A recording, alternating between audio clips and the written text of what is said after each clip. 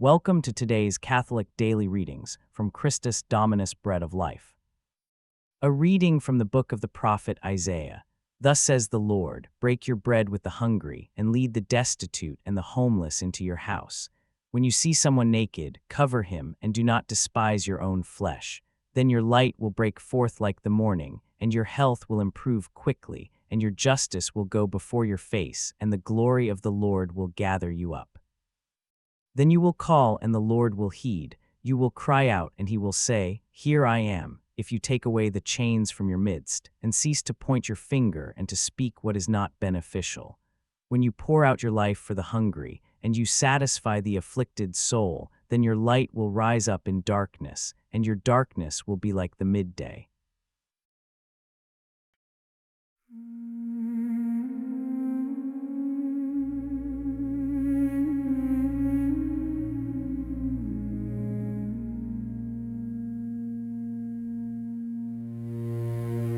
Light does not announce itself, it reveals.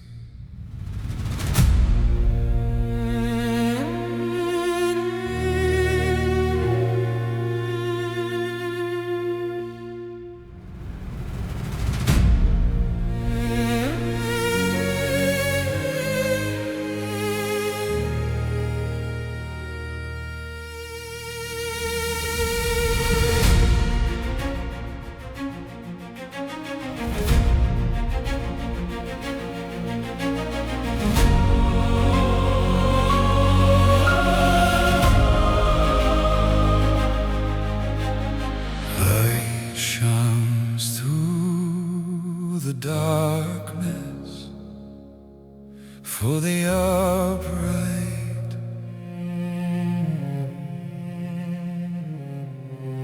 He is gracious and merciful and just, a flame that does not burn itself out. The just man is a light in darkness to the upright.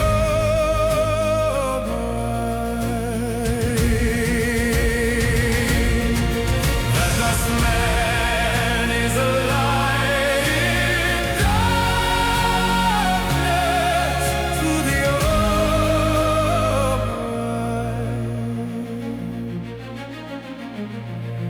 Woe for the one who is gracious and lends, who conducts his affairs with justice. He gives without counting the cost, when the night cannot hold him. The just man is a light in darkness to the upright. The just man is a light in darkness to the upright.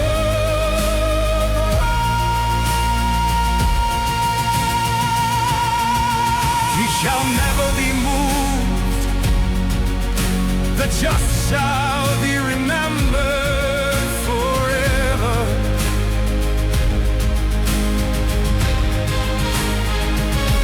He fears no evil report. His heart is firm, trusting the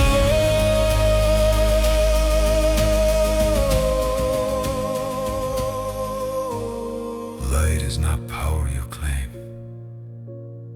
Light is what happens when you stop protecting yourself and start pouring yourself out.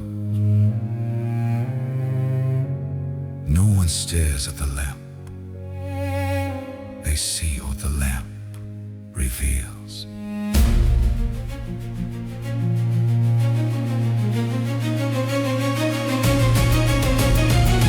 His heart is steadfast. He shall not fear. Lavishly he gives to the poor. His justice endures through the dark, and his horn is lifted in glory. The just man is alive.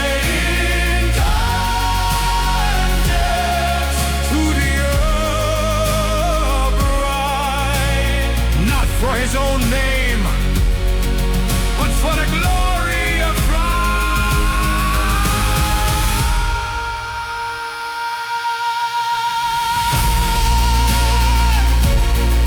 Let your light shine,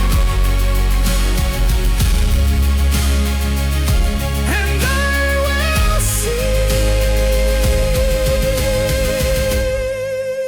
the fire.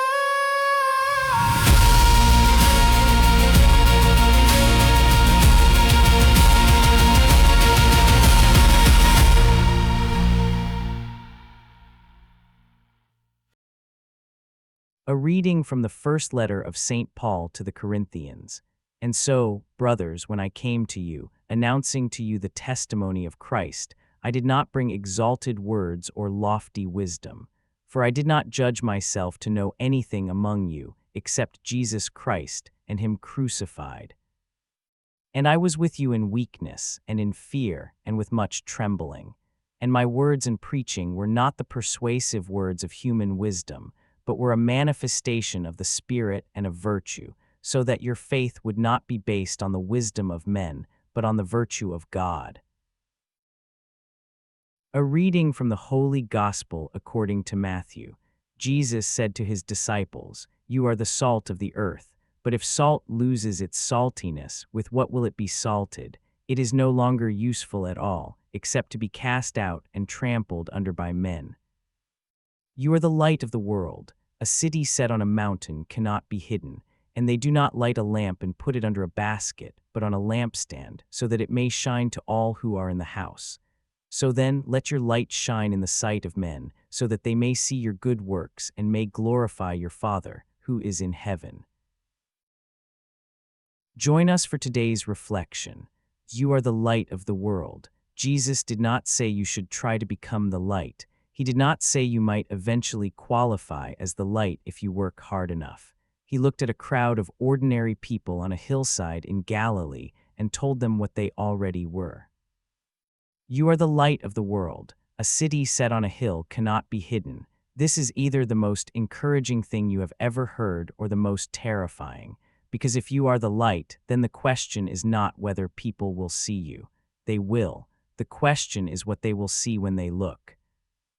Nobody lights a lamp and puts it under a basket. That would be absurd. You light a lamp so it can do what lamps do. You set it on a stand so it can illuminate the whole house.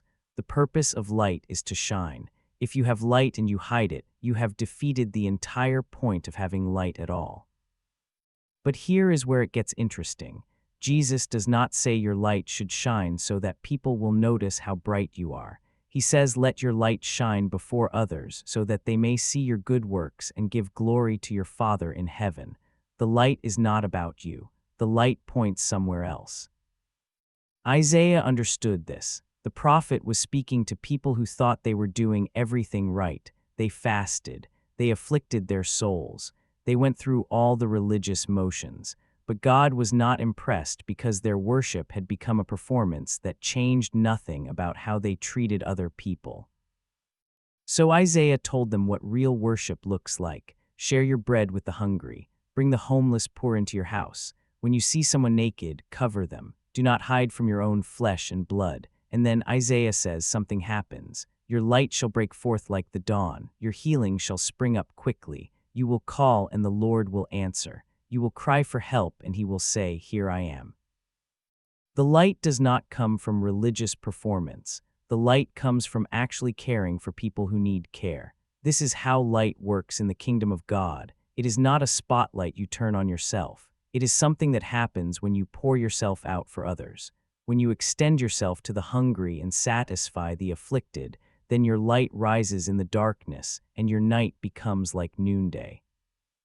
The psalm says the same thing in different words. The just man is a light in darkness to the upright. And what makes him just? He is gracious and merciful. He conducts his affairs with justice. He lavishes gifts on the poor. His generosity endures forever. Light and generosity are connected. You cannot hoard light. You cannot store it up for yourself. Light by its nature goes out from where it is toward everything around it. To be light means to give yourself away. Now look at Paul in the second reading. He He came to Corinth in weakness and fear and much trembling.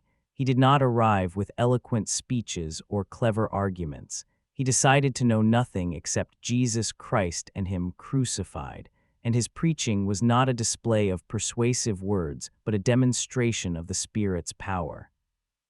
Why did Paul approach it this way? So that your faith might rest not on human wisdom, but on the power of God. Paul was a brilliant man. He could have dazzled them with rhetoric. He had the training and the vocabulary and the intellectual firepower to compete with any philosopher in Corinth. But he deliberately set all that aside because he understood something crucial. If people are impressed by Paul, they will follow Paul. If people encounter the power of God, they will follow God. The light is not about the lamp. The light is about what the light reveals. This is the thread that runs through all of today's readings. Isaiah says, "Pour yourself out, and your light will rise." The Psalm says the just man shines in darkness because of his generosity. Paul says he came in weakness, so the power would clearly be God's. Jesus says, "Let your light shine so people will glorify your Father." In every case, the light serves something beyond itself. There is a temptation in religious life to make the light about you, to fast so people will see how devout you are, to give so people will admire your generosity, to serve so people will praise your dedication. This is what the Pharisees did, and Jesus had harsh words for them. They already have their reward. The applause of others was the whole point, and they got exactly what they were after. But that kind of light is actually darkness. It draws attention inward instead of pointing outward. It makes the lamp the destination instead of the illumination. Real light works differently. Real light forgets about itself in the act of shining. Real light is so busy revealing what matters that it never pauses to admire its own brightness. Think about the last time you were genuinely helped by someone. Did you walk away thinking about how impressive that person was? Or did you walk away grateful and perhaps a little more aware that goodness exists in the world, that God has not abandoned his people, that there is hope even in dark places? That is how light works. It changes what you can see, and when light is working properly, you do not stare at the bulb. You look at what the bulb reveals. Jesus says you are the light of the world, not you might become the light, not you should try harder to be the light. You are. The question is whether you will let that light shine, or whether you will shove it under a basket, because you are afraid of what people might think, or because you have convinced yourself that your small flame does not matter, or because you would rather blend into the darkness than stand out. A city on a hill cannot be hidden. If you belong to Christ, you are already visible. The darkness notices. The people around you can tell there is something different, even if they cannot name it. You do not have to manufacture visibility. You just have to stop hiding. And when you stop hiding, when you let the light do what light does, something remarkable happens. People see your good works and they glorify your Father in heaven. They do not worship you. They do not form a fan club in your honor. They look past you to the source of the light, and they give glory where glory belongs. This is the goal of Christian witness, not to be admired, not to be impressive, to be so transparent that when people look at you, they see through you to the God who made you and saved you and set you on fire. Share your bread, shelter the homeless, clothe the naked, come in weakness so the power is clearly God's. Let your light shine so they give glory to your Father. The lamp is not the point. The light is not the point. What the light reveals is the point. And what the light reveals when it is working properly is the love of God that never runs out.